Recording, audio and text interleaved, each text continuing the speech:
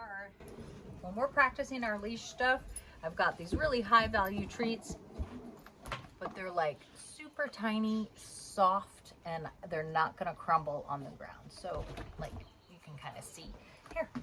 So we're gonna work on that reward zone again.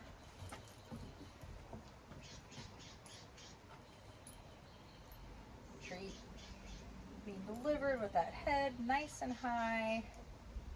Let's go.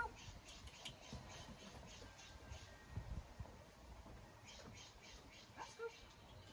Yes. Up, up, up, up. There, nice.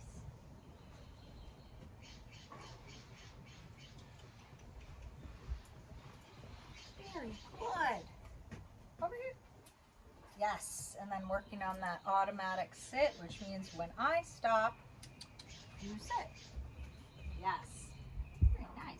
Let's go.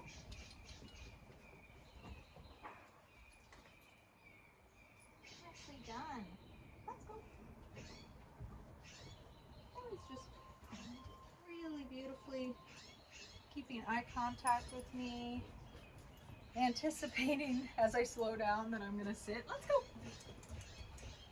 He's doing fantastic with his gentle leader. Sit. Yes.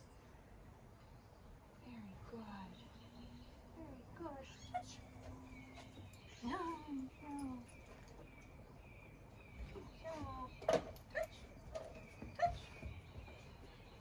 Very nice.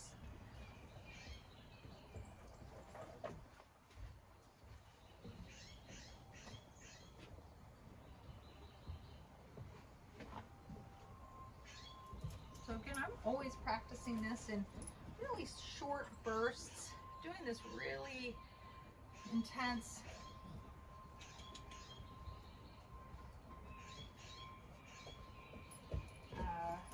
eye contact while we're walking. Requires crazy amounts of attention. So even on our walks, when we start utilizing this out and about, it's going to be used in short bursts when I really need that puppy to focus.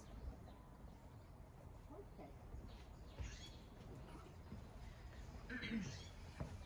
Just think about the fact that, like, you know, when we're out and about with a puppy,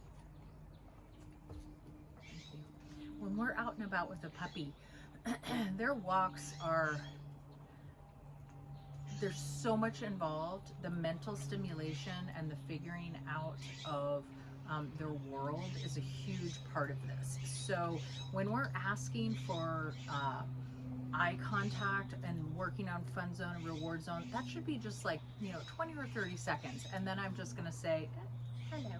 Then I'm gonna release the puppy and just say, okay, go sniff. And we're gonna walk, and I'm gonna let them have a little bit more of just a relaxed situation where my expectations are more that you're just figuring out your world. Now I don't want them dragging me down the street, but we've got this nice harness, and they can still, he can still keep his gentle leader on, even though we're not, hello, even though we're not asking for that same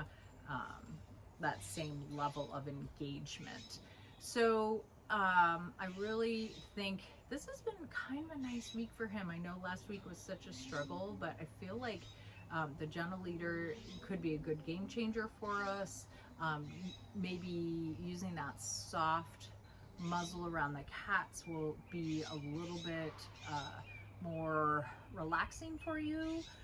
I just think part of maybe what, after we really talked about everything, is the fact that he's got to have some time to just like not be managed so much but in a way that's not going to create destructive behaviors or bad behaviors, so that you can just relax a little bit and he can relax a little bit. And taking him out on walks, and I think, again, to reiterate that it is fine for him to not say hi to people right now.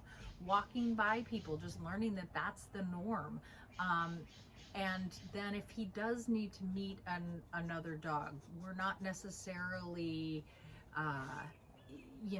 utilizing a tight leash and pulling him back or stepping on it. We're kind of just letting him have less restrictions, if that makes sense, but in a way that's going to be safe. And if we don't feel like he's in a good place to do that right now, we're just not meeting and greeting.